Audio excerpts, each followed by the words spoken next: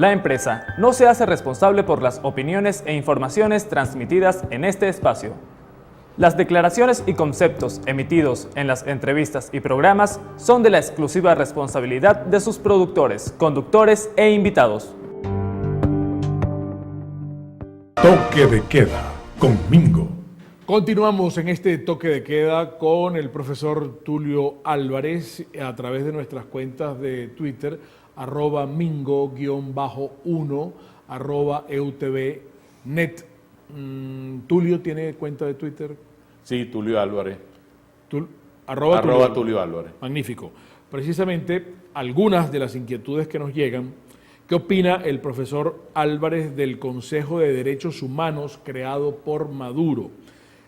¿El diálogo va a terminar con las protestas y la represión? Otra inquietud, ¿Ezcarrá, según usted, quiere ser presidente del Tribunal Supremo de Justicia? Bueno, más o menos en orden. El primer tema... Consejo de Derechos Humanos. Simplemente esas palabras en boca de Maduro son una contradicción que es un reflejo de lo que yo he estado hablando. Es una estrategia para desviar la atención de los mayores violadores de derechos que han existido en Venezuela en la era democrática. Este ejercicio desde el 12 de febrero hasta el día de hoy de represión brutal, y no solamente es una represión de calle, también está el tema de las acciones combinadas con el Tribunal Supremo de Justicia. Esa doble actuación te refleja que aquí no puede haber un Consejo de Derechos Humanos que además sea organizado desde el régimen. ¿Desde cuándo la temática de derechos humanos es verificada por los que están violentando los mismos derechos? Pero en estos momentos Maduro está proyectándose en el país e internacionalmente como un gran demócrata. Como porque estrategia. Ha abierto a Miraflores para recibir a los representantes de la oposición. Como estrategia, que jueguen a eso es otro tema. Por eso te preguntaba de una oposición colaboracionista. ¿Son colaboracionistas los representantes de la MUD que están asistiendo al diálogo? No. ¿No? Desde la perspectiva mía, no. Desde la perspectiva mía, lo que refleja es una realidad que todavía no ha terminado de entenderse en Venezuela. ¿Cuál es esa realidad? La realidad es que nunca ha habido unidad en los factores democráticos para enfrentar a este régimen político. Y eso lo digo con absoluta certeza, porque unidad no significa ir a elecciones juntos. Desde ese punto de vista, esa franquicia ha funcionado. Ha funcionado en beneficio de los intereses de los que participan, de los socios, lo que yo llamo los socios políticos que están ahí metidos. Pero desde el punto de vista del proceso de liberación que este pueblo necesita frente a un régimen que ya ha pasado de lo autoritario a lo totalitario, eso no tiene ningún sentido político. Porque los factores democráticos en Venezuela, cada cual se lanza a una carrera, a una estrategia y se enfrentan. Y la realidad es que no le dicen al público, no le dicen a la opinión pública las tremendas diferencias que tienen unos con otros en cuanto a estrategia y en cuanto a acciones.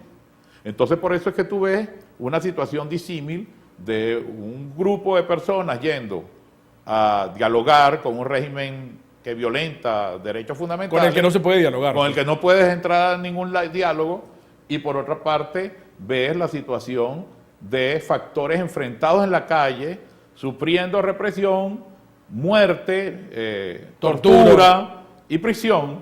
Entonces eso no tiene sentido lógico, salvo que tú entiendas que nunca en Venezuela ha habido unidad. Y eso tiene que entenderlo la gente. En Venezuela no ha habido unidad de los factores democráticos. El día que haya una unidad plena de los factores democráticos, este régimen violentador de derechos humanos cayó. Pero hay una mesa que se llama Mesa de la Unidad Democrática. Claro, factores políticos en función electoral. Hay que mentalizar que son factores políticos en función electoral. El único esquema es electoral. Pero tú acabas de decir que no hay elecciones.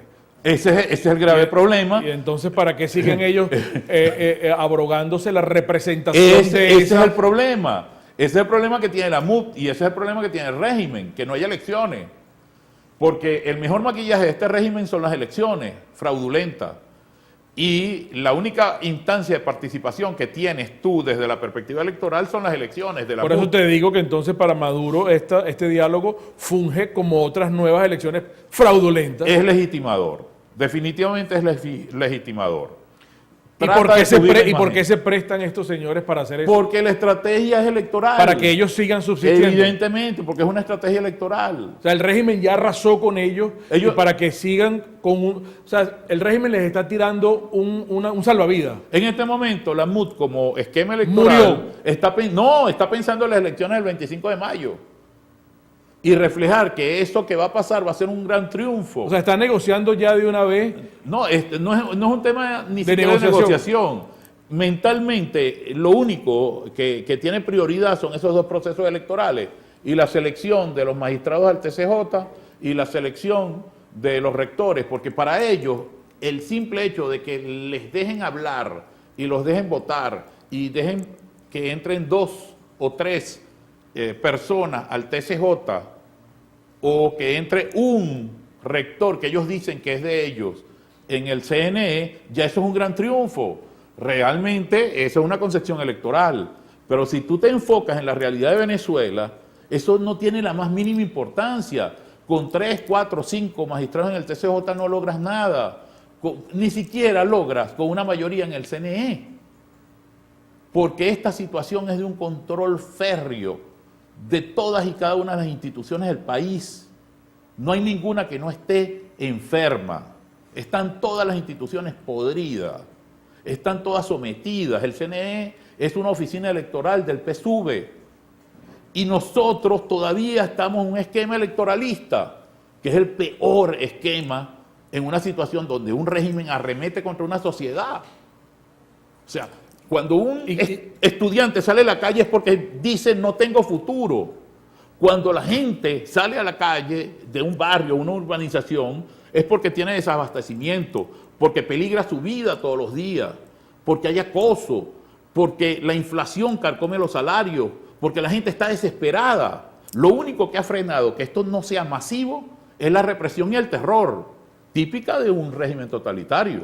¿Y cuáles son las opciones que se pudieran tener en el marco constitucional e institucional? Porque si la salida no es electoral. Pero vamos a dejar esto para la próxima parte, Tulio, porque ya tengo que identificar. Estamos conversando con el doctor Tulio Álvarez y en momentos seguimos. Vamos a Máster. Toque de queda con Mingo.